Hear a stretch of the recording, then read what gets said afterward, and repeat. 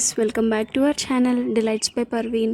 ఈరోజు ఏం చేసుకున్నాం తెలుసా? మేము మెంతి కూర ఇడ్లీ ప్లస్ బొంబాయి చట్నీ, మంచి కాంబినేషన్. మీరేం చేసుకున్నారు ఈరోజు మీ ఇంట్లో? మా ఇంట్లో మా తమ్ముడు తప్ప అందరం ఇష్టంగా తింటాం బొంబాయి చట్నీ ప్లస్ ఇడ్లీ. మెంతి కూర ఇడ్లీ చాలా హెల్త్కి చాలా మంచిది. ఫ్రీక్వెంట్గా మా ఇంట్లో ఎప్పుడు ఇడ్లీనే. మా మమ్మీకి చాలా ఇష్టం ఇడ్లీ.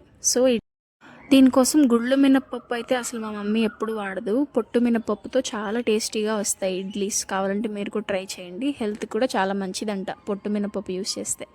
అయితే దీనికి కాంబినేషన్గా మా మమ్మీ ఎగ్స్ కూడా చేస్తుందన్నమాట. సరే, ఇప్పుడు ఇడ్లీ కోసం పిండి అయితే ఒక నైట్ ముందే మనం రెడీ చేసుకోవాలి. కాబట్టి మెజర్మెంట్స్ వచ్చేసి 1 గ్లాస్ పొట్టు మినపప్పుకి 2 గ్లాస్ రవ్వ అంట. అయితే ఈ మెజర్మెంట్స్తో పిండి మనం ముందే చేసుకొని ఉంచేసుకోవాలి. పొద్దున్నే మంచిగా ఫెర్మెంట్ అయిపోతుంది.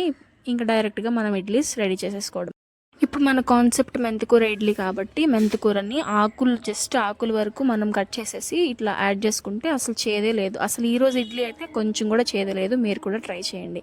ఇట్లా పిండిలో కలిపేశాక ఇంకా మనం డైరెక్ట్గా ఇడ్లీ పాత్రలో నార్మల్ ఇడ్లీస్ వేసుకున్నట్టే వేసేసుకుంటాము. ఇంకా అంతే, బాయిల్ చేసేసుకుంటాం. మా తమ్ముడికి అసలు ఇడ్లీ అంటేనే ఇష్టం ఉండదు గైస్. కానీ మా మమ్మీ చూడండి కలర్ఫుల్గా ఇడ్లీస్ చేస్తుంది. ఒక్కొక్క రోజు ఒక్కొక్క ఇడ్లీ చేస్తుంది అనమాట. ఇడ్లీ అంటే మా అమ్మకి చాలా ఇష్టం. అందుకని ఇడ్లీలో ఉన్న వెరైటీస్ అన్నీ ట్రై చేస్తూ ఉంటుంది ఎప్పుడు. మీరు కూడా ట్రై చేయండి మెంతికూర ఇడ్లీ. బట్ ఇది చాలా బాగుంది, మీరు కూడా ఖచ్చితంగా ట్రై చేయండి. Next comes hour Bombay chutney guys. ఇప్పుడు అసలు బొంబాయి చట్నీ అంటే ఇంకా మొత్తం మా డాడీనే అనమాట. అసలు వెజిటేబుల్స్ చూడండి ఎంత సన్నగా కట్ చేశారో. ఇప్పుడు ఆ కట్ చేసుకున్న వెజిటేబుల్స్ అన్నీ ఎంత సన్నగా కట్ చేస్తే బొంబాయి చట్నీ అంత బాగా వస్తుందంట.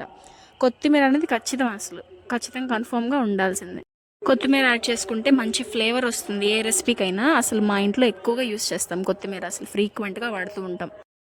ఇంకా మనం బొంబాయి చట్నీకి వచ్చేస్తే ప్రాసెస్లో ఫస్ట్ ఏంటంటే పోపు పెట్టేసుకున్నాము. ఎండుమిర్చి అండ్ జీరా, రాయా ఇవన్నీ వేసేసుకొని ఇంకా మనం కట్ చేసుకున్న వెజిటేబుల్స్ అల్లం, టొమాటో అండ్ పచ్చిమిర్చి అనమాట, ఇవన్నీ వేసి బాగా ఫ్రై చేయాలి. సన్నగా కట్ చేసుకుంటే అసలు ఆ వెజిటేబుల్స్ మనం తిన్నట్టు కూడా అనిపించదు అనమాట బొంబాయి చట్నీలో. ఇంకా సరిపోయినంత శనగపిండి తీసేసుకొని ఇంకా మనం చేత్తో ఆ లమ్స్ లేకుండా చేత్తోనే బాగా కలిపేసేసి ఇంకా ఫ్రెష్గా కట్ చేసుకున్న కర్రీ లీవ్స్ ఉంటాయి కదా, అవి యాడ్ చేసేసి అండ్ ఇంకా ఒక పొంగు వచ్చే తర్వాత ధనియాల పొడి అండ్ ఇంకొంచెం సాల్ట్ వేసేసాము. ఇంకా కొత్తిమీర కూడా రెడీగా పెట్టేసుకున్నాము. ఇంకా అది బాగా ఒక పొంగు వచ్చేసాక మనం ఇంకా శనగపిండి కొంచెంగా యాడ్ చేసేసుకొని ఇంకా అది చిక్కబడేంత వరకు మనం ఇంకా కుక్ చేయడమే గైస్. ఇంకా అంతే, బొంబాయి చట్నీ అయిపోయినట్టే ఆల్మోస్ట్. కొత్తిమీర కూడా లాస్ట్లో వేసేసుకొని ఒక్కసారి బాగా కలిపేసేసేయాలి. ఇంకా అది రెడీ అయ్యే వరకు మనం ఇంకా వెయిట్ చేయడమే. అయిపోయింది గైస్, ఇంకేం లేదు. ఇంకా ఈ బొంబాయి చట్నీ ప్లస్ ఇడ్లీ కాంబినేషన్ మాత్రం డెడ్లీగా ఉండిద్ది. ఖచ్చితంగా మీరు ట్రై చేయండి. అసలు నా ఫేవరెట్ గైస్ ఇదే ఈరోజు మన హెల్దీ బ్రేక్ఫాస్ట్ అనమాట. లైక్ చేయండి. బాయ్.